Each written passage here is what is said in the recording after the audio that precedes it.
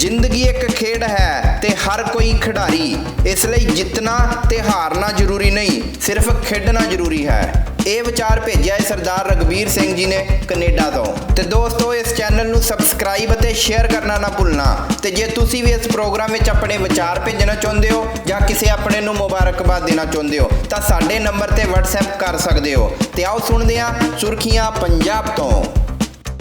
ਤਾਲਿਬਾਨ ਨੇ ਪੂਰੇ ਅਫਗਾਨਿਸਤਾਨ ਵਿੱਚ ਆਮ ਮੁਆਫੀ ਦਾ ਐਲਾਨ ਕਰਦਿਆਂ ਔਰਤਾਂ ਨੂੰ ਆਪਣੀ ਸਰਕਾਰ ਵਿੱਚ ਸ਼ਾਮਲ ਹੋਣ ਦਾ ਸੱਦਾ ਦਿੱਤਾ ਹੈ। ਇਸ ਦੇ ਨਾਲ ਤਾਲਿਬਾਨ ਕਾਬੁਲ ਵਿੱਚ ਪੈਦਾ ਹੋਈ ਸ਼ੱਕ ਦੀ ਸਥਿਤੀ ਨੂੰ ਸ਼ਾਂਤ ਕਰਨ ਦੀ ਕੋਸ਼ਿਸ਼ ਕਰ ਰਿਹਾ ਹੈ। ਜ਼ਿਕਰਯੋਗ ਹੈ ਕਿ ਬੀਤੇ ਦਿਨੀ ਤਾਲਿਬਾਨ ਦੇ ਸ਼ਾਸਨ ਤੋਂ ਬਚਣ ਲਈ ਦੇਸ਼ ਛੱਡਣ ਦੀ ਕੋਸ਼ਿਸ਼ ਕਰ ਰਹੇ ਕਈ ਲੋਕ ਹਵਾਈ ਜਹਾਜ਼ ਤੋਂ ਡਿੱਗ ਕੇ ਮਰ ਗਏ ਅਤੇ ਕਾਬੁਲ ਹਵਾਈ ਅੱਡੇ ਤੇ ਗੋਲੀਬਾਰੀ ਵੀ ਕੀਤੀ ਗਈ। ਤਾਲਿਬਾਨ ਦੇ ਸੱਭਿਆਚਾਰਕ ਕਮਿਸ਼ਨ ਦੇ ਮੈਂਬਰ ਇਨਾਮੁੱਲਾ ਸਮਨ ਗਨੀ ਨੇ ਪਹਿਲੀ ਵਾਰ ਸ਼ਾਸਨ ਵੱਲੋਂ ਟਿੱਪਣੀ ਕਰਦਿਆਂ ਕਿਹਾ ਕਿ ਇਸਲਾਮਿਕ ਅਮੀਰਾਤ ਨਹੀਂ ਚਾਹੁੰਦਾ ਕਿ ਔਰਤਾਂ ਪੀੜਤ ਹੋਣ। ਉਹਨਾਂ ਨੂੰ ਸ਼ਰੀਆ ਕਾਨੂੰਨ ਦੇ ਤਹਿਤ ਸਰਕਾਰੀ ਢਾਂਚੇ ਵਿੱਚ ਸ਼ਾਮਲ ਹੋਣਾ ਚਾਹੀਦਾ ਹੈ। ਇਨਾਮੁੱਲਾ ਨੇ ਕਿਹਾ ਕਿ ਸਰਕਾਰ ਦਾ ਢਾਂਚਾ ਜੇ ਸਪਸ਼ਟ ਨਹੀਂ ਹੈ, ਪਰ ਤਜਰਬੇ ਦੇ ਆਧਾਰ ਤੇ ਮੈਂ ਕਹਿ ਸਕਦਾ ਹਾਂ ਕਿ ਇਹ ਪੂਰੀ ਤਰ੍ਹਾਂ ਇਸਲਾਮ ਦੀ ਅਗਵਾਈ ਕਰਨ ਵਾਲਾ ਹੋਏਗਾ ਅਤੇ ਸਾਰੀਆਂ ਧਿਰਾਂ ਸ਼ਾਮਲ ਹੋਣਗੀਆਂ। ਤਾਲਿਬਾਨ ਵੱਲੋਂ ਇਹ ਬਿਆਨ ਅਜਿਹੇ ਸਮੇਂ 'ਚ ਜਾਰੀ ਕੀਤਾ ਗਿਆ ਹੈ ਜਦੋਂ ਅਫਗਾਨਿਸਤਾਨ ਵਿੱਚ ਔਰਤਾਂ ਅਤੇ ਬੱਚਿਆਂ ਦੇ ਭਵਿੱਖ ਨੂੰ ਲੈ ਕੇ ਚਿੰਤਾ ਜ਼ਾਹਰ ਕੀਤੀ ਜਾ ਰਹੀ ਹੈ। ਇਸ ਦੇ ਨਾਲ ਹੀ ਤਾਲਿਬਾਨ ਵੱਲੋਂ ਅਫਗਾਨਿਸਤਾਨ ਦੇ ਸਾਰੇ ਕਰਮਚਾਰੀਆਂ ਨੂੰ ਵੀ ਕੰਮ ਉੱਤੇ ਵਾਪਸ ਪਰਤਣ ਦੀ ਅਪੀਲ ਕੀਤੀ ਗਈ ਹੈ। ਤਾਲਿਬਾਨ ਦਾ ਕਹਿਣਾ ਹੈ ਕਿ ਲੋਕ ਆਪਣੀ ਰੁਟੀਨ ਜਾਰੀ ਰੱਖਣ, ਕਿਸੇ ਨੂੰ ਕੋਈ ਨੁਕਸਾਨ ਨਹੀਂ ਪਹੁੰਚਾਇਆ ਜਾਵੇਗਾ। ਅਫਗਾਨਿਸਤਾਨ ਵਿੱਚ ਪੈਦਾ ਹੋਏ ਸੰਕਟ ਨੂੰ ਲੈ ਕੇ ਅਮਰੀਕੀ ਰਾਸ਼ਟਰਪਤੀ ਜੋ ਬਾਈਡਨ ਨੇ ਦੇਸ਼ ਨੂੰ ਸੰਬੋਧਨ ਕੀਤਾ। ਰਾਸ਼ਟਰਪਤੀ ਨੇ ਰਾਸ਼ਟਰ ਦੇ ਨਾਂ ਤੇ ਆਪਣੇ ਸੰਬੋਧਨ ਵਿੱਚ ਤਾਲਿਬਾਨ ਨੂੰ ਕਿਸੇ ਵੀ ਗਲਤਫਹਿਮੀ ਵਿੱਚ ਨਾ ਰਹਿਣ ਦੀ ਚੇਤਾਵਨੀ ਦਿੰਦਿਆਂ ਕਿਹਾ ਕਿ ਜੇਕਰ ਤਾਲਿਬਾਨ ਅਮਰੀਕੀ ਹਿੱਤਾਂ ਨੂੰ ਨੁਕਸਾਨ ਪਹੁੰਚਾਉਂਦਾ ਹੈ ਤਾਂ ਉਸ ਨੂੰ ਇਸ ਦੇ ਵਿਨਾਸ਼ਕਾਰੀ ਨਤੀਜੇ ਭੁਗਤਣੇ ਪੈਣਗੇ। ਦਰਅਸਲ ਉਹਨਾਂ ਨੇ ਚੇਤਾਵਨੀ ਦਿੰਦੇ ਹੋਏ ਕਿਹਾ ਕਿ ਜੇਕਰ ਤਾਲਿਬਾਨ ਅਜਿਹਾ ਕੁਝ ਕਰਨ ਦੀ ਹਿੰਮਤ ਕਰਦਾ ਹੈ ਤਾਂ ਸਾਡੀ ਪ੍ਰਤੀਕਿਰਿਆ ਇੰਨੀ ਤੇਜ਼ ਤੇ ਸ਼ਕਤੀਸ਼ਾਲੀ ਹੋਵੇਗੀ ਕਿ ਉਸਨੇ ਕਦੀ ਸੋਚਿਆ ਵੀ ਨਹੀਂ ਹੋਵੇਗਾ। ਬਾਈਡਨ ਨੇ ਕੰਧਾਰ ਤੋਂ ਲੈ ਕੇ ਕਾਬੁਲ ਤੱਕ ਕਬਜ਼ਾ ਜਮਾ ਚੁੱਕੇ ਤਾਲਿਬਾਨ ਤੋਂ ਕਾਬੁਲ ਦੇ ਹਵਾਈ ਅੱਡੇ ਰਾਹੀਂ ਅਮਰੀਕੀ ਡਿਪਲੋਮੈਟਾਂ ਅਤੇ ਹੋਰਾਂ ਦੀ ਸੁਰੱਖਿਆ ਵਾਪਸੀ ਦੀ ਪ੍ਰਕਿਰਿਆ ਵਿੱਚ ਕੋਈ ਰੁਕਾਵਟ ਨਾ ਪੈਦਾ ਕਰਨ ਦੀ ਹਦਾਇਤ ਦਿੱਤੀ।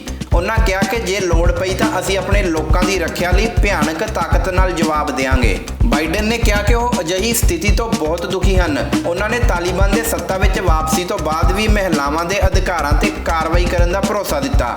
ਬਾਈਡਨ ਨੇ ਸਪਸ਼ਟ ਤੌਰ ਤੇ ਕਿਹਾ ਕਿ ਬਹੁਤ ਸਾਰੀਆਂ ਆਲੋਚਨਾਵਾਂ ਤੇ ਹਮਲਿਆਂ ਦੇ ਬਾਵਜੂਦ ਅਮਰੀਕਾ ਆਪਣੀ ਫੌਜ ਦੀ ਵਾਪਸੀ ਦੇ ਫੈਸਲੇ ਤੇ ਕਾਇਮ ਹੈ। ਭਾਰਤੀ ਹਵਾਈ ਫੌਜ ਦਾ ਇੱਕ ਜਹਾਜ਼ ਅਫਗਾਨਿਸਤਾਨ ਦੇ ਕਾਬੁਲ ਤੋਂ 100 ਤੋਂ ਵੱਧ ਲੋਕਾਂ ਨੂੰ ਲੈ ਕੇ ਗੁਜਰਾਤ ਦੇ ਜਾਮਨਗਰ 'ਚ ਉਤਰਿਆ। ਕਾਬੁਲ ਤੇ ਤਾਲਿਬਾਨ ਦੇ ਕਬਜ਼ੇ ਤੋਂ ਬਾਅਦ ਪੈਦਾ ਹੋਏ ਮੌਜੂਦਾ ਹਾਲਾਤਾਂ ਦੇ ਮੱਦੇਨਜ਼ਰ ਐਮਰਜੈਂਸੀ ਸਥਿਤੀ ਵਿੱਚ ਲੋਕਾਂ ਨੂੰ ਉੱਥੋਂ ਕੱਢੇ ਜਾਣ ਦੇ ਅਧੀਨ ਜਹਾਜ਼ ਨੇ ਭਾਰਤੀ ਕਰਮਚਾਰੀਆਂ ਨੂੰ ਲੈ ਕੇ ਕਾਬੁਲ ਤੋਂ ਉਡਾਣ ਭਰੀ ਸੀ। C-17 ਜਹਾਜ਼ 'ਚ ਸਵਾਰ ਯਾਤਰੀਆਂ ਦੇ ਜਹਾਜ਼ ਤੋਂ ਉਤਰਨ ਤੇ ਉੱਥੇ ਮੌਜੂਦ ਲੋਕਾਂ ਨੇ ਉਹਨਾਂ ਦਾ ਜ਼ੋਰਦਾਰ ਸਵਾਗਤ ਕੀਤਾ। ਇਸ 'ਚ ਭਾਰਤੀ ਦੂਤ ਘਰ ਦੇ ਕਰਮਚਾਰੀ, ਉੱਥੇ ਮੌਜੂਦ ਸੁਰੱਖਿਆ ਕਰਮਚਾਰੀ ਅਤੇ ਕੁਝ ਭਾਰਤੀ ਪੱਤਰਕਾਰਾਂ ਨੂੰ ਵਾਪਸ ਲਿਆਂਦਾ ਗਿਆ ਹੈ। ਲੋਕਾਂ ਨੂੰ ਮਾਲਾ ਪਹਿਨਾ ਕੇ ਵੈਲਕਮ ਕੀਤਾ ਗਿਆ। ਉੱਥੇ ਹੀ ਬੱਸਾਂ 'ਚ ਬੈਠ ਕੇ ਇਹਨਾਂ ਨਾਗਰਿਕਾਂ ਨੇ ਭਾਰਤ ਮਾਤਾ ਦੀ ਜੈ ਦੇ ਨਾਅਰੇ ਵੀ ਲਗਾਏ।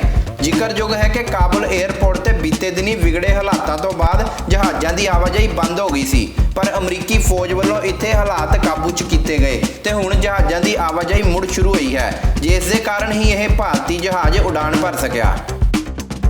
ਪੰਜਾਬ ਵਿੱਚ ਗੰਨੇ ਦਾ ਘੱਟ ਰੇਟ ਮਿਲਣ ਨੂੰ ਲੈ ਕੇ ਕਿਸਾਨ ਜਥੇਬੰਦੀਆਂ ਨੇ ਕੈਪਟਨ ਸਰਕਾਰ ਵਿਰੁੱਧ ਮੋਰਚਾ ਖੋਲ੍ਹਦਿਆਂ 20 ਅਗਸਤ ਨੂੰ ਅੰਮ੍ਰਿਤਸਰ ਜਲੰਧਰ ਨੈਸ਼ਨਲ ਹਾਈਵੇ ਜਾਮ ਕਰਨ ਦਾ ਐਲਾਨ ਕੀਤਾ ਹੈ। ਉਹਨਾਂ ਕਿਹਾ ਕਿ 5 ਸਾਲ ਪਹਿਲਾਂ ਇੱਕ ਸਾਈਡ ਬੰਦ ਕੀਤੀ ਗਈ ਸੀ, ਪਰ ਇਸ ਵਾਰ ਹਾਈਵੇ ਤੇ ਦੋਨਾਂ ਪਾਸਿਓਂ ਅਣਮਿੱਥੇ ਸਮੇਂ ਲਈ ਜਾਮ ਕੀਤਾ ਜਾਵੇਗਾ। ਜੇਕਰ ਫਿਰ ਵੀ ਮਾਮਲੇ ਦੀ ਸੁਣਵਾਈ ਨਾ ਹੋਈ ਤਾਂ ਰੇਲਵੇ ਟਰੈਕ ਵੀ ਜਾਮ ਕਰ ਦਿੱਤੇ ਜਾਣਗੇ। ਕਿਸਾਨ ਆਗੂਆਂ ਨੇ ਦੱਸਿਆ ਕਿ ਹਰਿਆਣੇ ਵਿੱਚ ਗੰਨੇ ਦਾ ਰੇਟ 358 ਰੁਪਏ ਹੈ, ਪਰ ਪੰਜਾਬ ਵਿੱਚ ਇਹ ਰੇਟ ਸਿਰਫ 310 ਰੁਪਏ ਹੈ। ਕੈਪਟਨ ਸਰਕਾਰ ਨੇ 5 ਸਾਲਾਂ ਤੋਂ ਰੇਟ ਨਹੀਂ ਵਧਾਏ। ਖੰਡ ਦਾ ਰੇਟ ਵੀ 40 ਰੁਪਏ ਤੋਂ ਉੱਪਰ ਚਲਾ ਗਿਆ ਹੈ। ਸਵਾਮੀਨਾਥਨ ਕਮਿਸ਼ਨ ਦੀ ਰਿਪੋਰਟ ਅਨੁਸਾਰ ਗੰਨੇ ਦਾ ਰੇਟ 588 ਰੁਪਏ ਪ੍ਰਤੀ ਕੁਇੰਟਲ ਹੈ। ਇਸ ਬਾਰੇ ਪਿਛਲੇ ਸਾਲ ਮੁੱਖ ਮੰਤਰੀ ਕੈਪਟਨ ਅਮਰਿੰਦਰ ਸਿੰਘ ਨਾਲ CM ਹਾਊਸ ਵਿੱਚ ਮੀਟਿੰਗ ਵੀ ਹੋਈ ਸੀ, ਪਰ ਹੁਣ ਕਿਸਾਨ ਅੰਦੋਲਨ ਦਾ ਰਾਹ ਅਪਣਾਉਣ ਲਈ ਮਜਬੂਰ ਹਨ। ਕਿਸਾਨ ਆਗੂਆਂ ਨੇ ਕਿਹਾ ਕਿ ਅਸੀਂ ਨਹੀਂ ਚਾਹੁੰਦੇ ਕਿ ਲੋਕ ਟ੍ਰੈਫਿਕ ਜਾਮ ਤੋਂ ਪਰੇਸ਼ਾਨ ਹੋਣ, ਪਰ ਮਜਬੂਰੀ ਵਿੱਚ ਅਧਿਕਾਰਾਂ ਦੀ ਮੰਗ ਲਈ ਇਹ ਕਦਮ ਚੁੱਕਿਆ ਜਾ ਰਿਹਾ ਹੈ। ਸ੍ਰੀ ਅਕਾਲ ਤਖਤ ਸਾਹਿਬ ਦੇ ਜਥੇਦਾਰ ਗਿਆਨੀ ਹਰਪ੍ਰੀਤ ਸਿੰਘ ਨੇ ਅਫਗਾਨਿਸਤਾਨ ਦੇ ਸਿੱਖ ਭਾਈਚਾਰੇ ਦੀ ਸੁਰੱਖਿਆ ਅਤੇ ਇਤਿਹਾਸਕ ਗੁਰਦੁਆਰਿਆਂ ਦੀ ਸਾਂਭ ਸੰਭਾਲ ਲਈ ਚਿੰਤਾ ਪ੍ਰਗਟ ਕੀਤੀ ਹੈ। ਉਹਨਾਂ ਕਿਹਾ ਕਿ ਅਫਗਾਨਿਸਤਾਨ ਤੋਂ ਬਹੁਤ ਸਾਰੇ ਸਿੱਖ ਕੈਨੇਡਾ, ਅਮਰੀਕਾ ਤੇ ਹੋਰ ਦੇਸ਼ਾਂ ਤੋਂ ਇਲਾਵਾ ਦਿੱਲੀ ਵਿੱਚ ਵੀ ਵਸ ਚੁੱਕੇ ਹਨ, ਪਰ ਕੁਝ ਪਰਿਵਾਰ ਅਜੇ ਵੀ ਅਫਗਾਨਿਸਤਾਨ ਵਿੱਚ ਰਹਿ ਰਹੇ ਹਨ ਜਿਨ੍ਹਾਂ ਨੇ ਗੁਰਦੁਆਰਾ ਸਾਹਿਬ ਵਿੱਚ ਸ਼ਰਨ ਲਈ ਹੋਈ ਹੈ। ਉਹਨਾਂ ਨੂੰ ਸਿੱਖਾਂ ਦੀ ਬੜੀ ਚਿੰਤਾ ਹੈ। ਸਿੰਘ ਸਾਹਿਬ ਨੇ ਦੁਨੀਆ ਭਰ ਦੀਆਂ ਸਰਕਾਰਾਂ ਨੂੰ ਅਪੀਲ ਕਰਦੇ ਹੋਏ ਕਿਹਾ ਕਿ ਭਾਰਤ ਸਰਕਾਰ ਅਫਗਾਨਿਸਤਾਨ ਵਿੱਚ ਸਿੱਖਾਂ ਦੀ ਜਾਨ ਮਾਲ ਦੀ ਸੁਰੱਖਿਆ ਯਕੀਨੀ ਬਣਾਵੇ ਅਤੇ ਅਫਗਾਨਿਸਤਾਨ ਦੇ ਇਤਿਹਾਸਕ ਗੁਰਦੁਆਰਾ ਸਾਹਿਬਾਨਾਂ ਦੀ ਸੁਰੱਖਿਆ ਵੀ ਯਕੀਨੀ ਬਣਾਵੇ। ਉਹਨਾਂ ਕਿਹਾ ਕਿ ਅਫਗਾਨਿਸਤਾਨ 'ਚ ਜੋ ਵੀ ਸਰਕਾਰ ਬਣੇਗੀ ਉਸ ਨਾਲ ਸੰਪਰਕ ਕਰਕੇ ਮਸਲਾ ਹੱਲ ਕਰਵਾਇਆ ਜਾਵੇ। ਸਿੰਘ ਸਾਹਿਬ ਨੇ ਕਿਹਾ ਕਿ ਅਫਗਾਨਿਸਤਾਨੀ ਸਿੱਖਾਂ ਦੀ ਫਾਰਸੀ, ਅਰਬੀ ਤੇ ਚੰਗੀ ਪਕੜ ਹੈ। ਉਹਨਾਂ ਦੀਆਂ ਸੇਵਾਵਾਂ ਇਤਿਹਾਸ ਨੂੰ ਲੱਭਣ ਅਤੇ ਉਲਥਾ ਕਰਨ ਵਿੱਚ ਵੀ ਲਈਆਂ ਜਾ ਸਕਦੀਆਂ ਹਨ, ਜਿਸ ਲਈ ਸ਼੍ਰੋਮਣੀ ਗੁਰਦੁਆਰਾ ਪ੍ਰਬੰਧਕ ਕਮੇਟੀ ਅਤੇ ਦਿੱਲੀ ਗੁਰਦੁਆਰਾ ਪ੍ਰਬੰਧਕ ਕਮੇਟੀ ਨੂੰ ਇਸ ਵੱਲ ਧਿਆਨ ਦੇਣਾ ਚਾਹੀਦਾ ਹੈ।